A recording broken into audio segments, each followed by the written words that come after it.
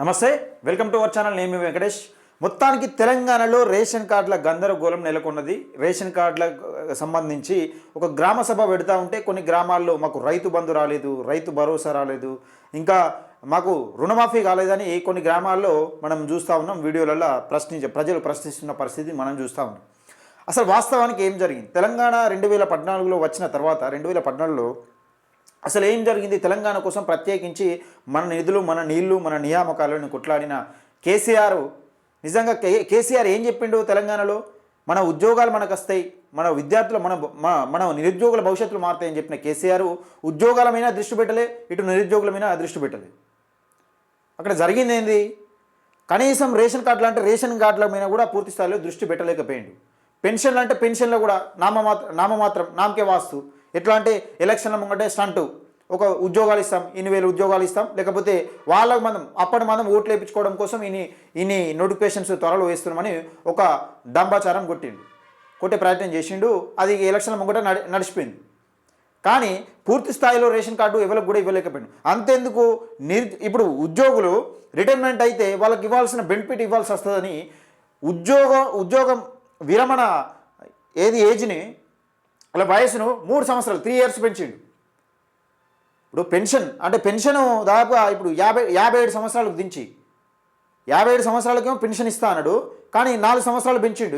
దీనికి పదవి విరమణ సమయం 61 years దాకా ఉద్యోగం చేయొచ్చట. చాతగాదని పెన్షన్ ఇచ్చేది 57 సంవత్సరాలు అని చెప్పిండు. కానీ 61 సంవత్సరాల దాకా ఉద్యోగం చేసుకునే అవకాశం కల్పించిన గొప్ప మహానుభావుడు ఎవరైనా ఉన్నారంటే మన కల్వకుంట్ల చంద్రశేఖరరావు గారు, ఫామ్ హౌస్ ముఖ్యమంత్రి. ఇక గందరగోళం. సరే, అదంటే తెలంగాణ వచ్చింది, అయిపోయింది. తెలంగాణ సెంటిమెంట్ అడ్డం పెట్టుకొని సంపాదించుకున్నారు. ఎవరు సంపాదించుకున్నంత వాళ్ళు సంపాదించుకున్నారు. ఇప్పుడు కేసీఆర్ అయినా కానీ, ఇప్పుడు రేవంత్ రెడ్డి అయినా కానీ తెలంగాణ సెంటిమెంట్ ఇక అది అయిపోయింది, అది పక్కకిట్టాలి. తెలంగాణ నిరుద్యోగులు నిధులు ఇవన్నీ అయిపోయినాయి. ఈ కథ అంతా ఒడిసిన లెక్క. తెలంగాణ ఉద్యమకారులు కానీ ఇదంతా కథ అయిపోయింది, పాతపడిపోయింది. ఇక ఎవరు సంపాదించుకున్నంత వాడు సంపాదించుకున్నాడు, అయిపోయింది, పక్కకిట్టిరు. ఇక ఇప్పుడు రాష్ట్రాన్ని అప్పుల పాలు చేసిన తర్వాత వచ్చిన అంశం ఏంది?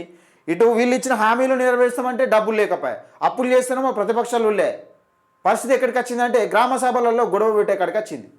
రేషన్ కార్డుల గందరగోళం గిద్దగనం ఎందుకు ఉంటుందంటే ఇది కేసీఆర్ చేసిన కడకార్యమే. 100% ఇది కేసీఆర్ చేసిన కడకార్యమే. నువ్వు 9.5 సంవత్సరాలు రేషన్ కార్డులు ఇవ్వకుండా కనీసం రేషన్ కార్డు అంటే ఇప్పుడు కూడా మన దౌర్భాగ్యమైన పరిస్థితి ఏంటంటే ఇప్పుడు కూడా మనం రేషన్ కార్డుల గురించి అడుక్కుంటున్నాం. ప్రత్యేక తెలంగాణ నిధులు నియామకాలు, మన ఉద్యోగాలు, మన భవిష్యత్తు, మన పిల్లలు, మన భూములు, మన జాగలు ఆంధ్రోని పెత్తనమని డంబికాలు కొట్టిన కేసీఆర్ ఇప్పటికి కూడా మన 9.5 సంవత్సరాల తర్వాత కూడా, ఇప్పుడు 10.5 సంవత్సరాలు 11 సంవత్సరాలు అనుకో, ఇప్పుడు కూడా మనం రేషన్ కార్డుల పరిస్థితి ఉన్నది. అంటే మనం రాష్ట్రం వెనుకబడిపోతుందా ముందుకు పోతుందా అనేది ఒకసారి ఆలోచించుకోవాలి. అంటే ఏజ్ పడ్డాక ఇప్పుడు 57 సంవత్సరాలు పెట్టిరా, 57 సంవత్సరాలు పడ్డ తర్వాతనే తెల్లారి నుంచే పెన్షన్ ఎందుకు పడదు నీకు అకౌంట్లో? ఇంకెప్పుడు వస్తుంది ఈ డెవలప్మెంట్ అనేది? రేషన్ కార్డు అంటే ఒక కుటుంబం నుంచి ఒక కుటుంబం విడిపోగానే, లేకపోతే ఇప్పుడు ఒక పెళ్లి కాగానే అలా జతపరుచుకునే అవకాశం ఎందుకు కల్పించేది? నినాకమన్న మంత్రి ఉత్తమ్ కుమార్ రెడ్డి గారు చెప్తా ఉన్నారు, పెళ్ళి ఇక్కడ యాడ్ అయితే వాళ్ళు అక్కడ కట్ అయిపోతుంది ఆటోమేటిక్గా. అంతకుముందు ఎట్లా ఉండే ఆప్షన్? అక్కడ కట్ చేసుకోవాలి, అలా కట్ చేసిన తర్వాత మళ్ళీ ఈడ ఎక్కుతుందో లేదో తెలియదు. అక్కడ కట్ చేసుకుంటే అక్కడ బియ్యం పోతాయి, ఇక్కడ ఎక్కపోతే ఈడ పరిస్థితి ఘోరం ఉంటుంది. అసలు ఉన్న రేషన్ కార్డులో కూడా యాడ్ చేసుకునే పరిస్థితి కొన్నిసార్లు తెరిచారు. ఆన్లైన్ ఎప్పుడు బిజీ, అది ఉన్నది కూడా బిజీ. ఈ అంశం తెరపైకి వస్తూ ఉన్న నేపథ్యంలో మనం ఎక్కడ ఏ స్థాయి నుంచి ఏ స్థాయికి దిగజారుతున్నామా? మరి మన తెలంగాణ డెవలప్మెంట్ అవుతున్నదా? తెలంగాణ కిందికి దిగజారిపోతున్నదా? ఆర్థికంగా కుంగిపోతున్నామా? మరి ముంగడ పడుతున్నామా అనేది, ముందు పోతున్నామా, ఆర్థికంగా కుంగిపోతున్నామా అనేది ఒకసారి అర్థం చేసుకోవాలి తెలంగాణ ప్రజలు కూడా. సరే, ఏ పాట అయినా కానీ ఆ ఉద్యమాలు, తెలంగాణ ఉద్యమకారులు అనేది గడిచిపోయిన చరిత్ర కాదు, అయిపోయింది. ఇక తెలంగాణ ఉద్యమకారులను గుర్తించిన చరిత్ర కేసీఆర్ది కాదు. ఇప్పుడు వీళ్ళు నిజంగానే ఇప్పుడు రేవంత్ రెడ్డి ఏమైనా చేయగలుగుతారా అంటే వీళ్ళ దానిలో ఎవరి ఆధిపత్యం వాళ్ళదే ఉన్నది. ఆకలితో ఉన్నోడు ఏం చేస్తారు అన్నట్టు వీళ్ళ పరిస్థితి అట్నే ఉంది. కంచానికి ఎగబడి తిన్నట్టు కథ. ఇది కూడా మరి వీళ్ళు ఎక్కడ కష్టమో చూడాలి. ఇదంతటికి మూల కారణం ఎవరంటే కేసీఆర్ గత సంవత్సరంలో గడిచిన పాలకులలో ఎందుకు ఇవ్వలేకపోయింది రేషన్ కార్డులు? మరి సరే, అది అట్లా ఉంచితే రేషన్ కార్డు పైన ఆరోపణలు వస్తూ ఉన్నాయి.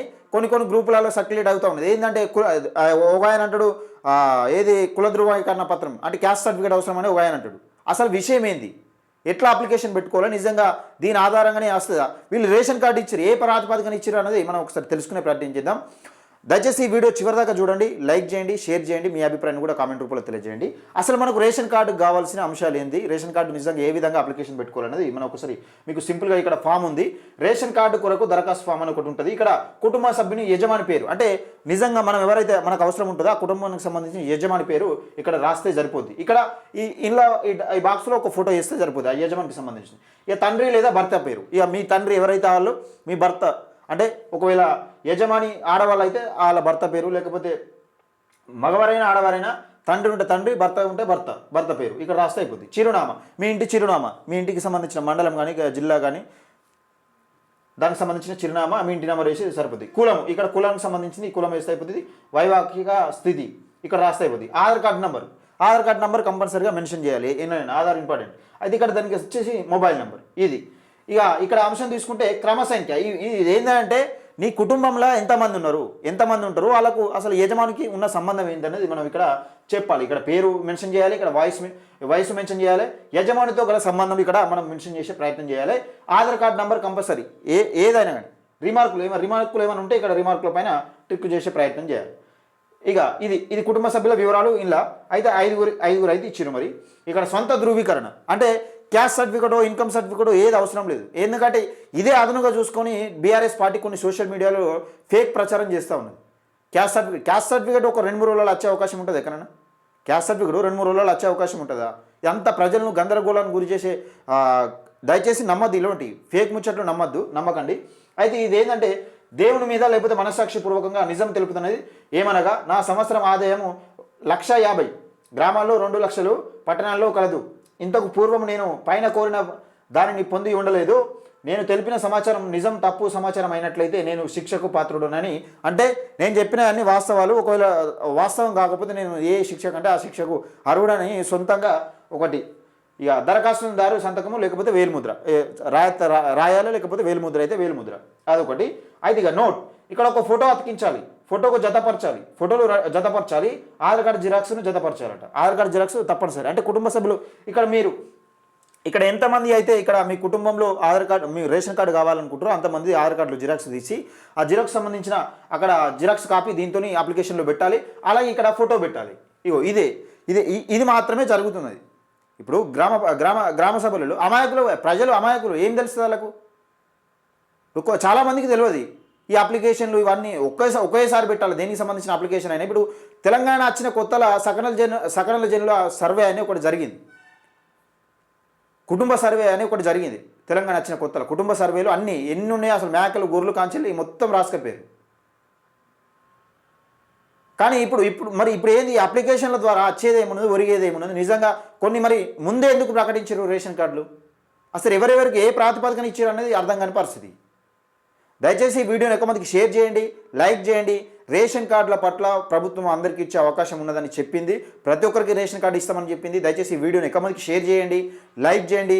అదంతాలు నమ్మద్దు, దయచేసి ఉదాంతాలు నమ్మకుండా, మీరు అపోహలకు తావు ఇవ్వకుండా, అవసరం ఉంటే మీ గ్రామానికి సంబంధించిన కార్యదర్శిని అడిగి నిజాలు తెలుసుకొని ఒక వీడియో రూపకంగా సర్క్యులేట్ చేసే ప్రయత్నం చేయండి. వీలైనంత వరకు ఈ వీడియోని ఎక్కువ మందికి షేర్ చేసే ప్రయత్నం చేయండి, లైక్ చేయండి, షేర్ చేయండి.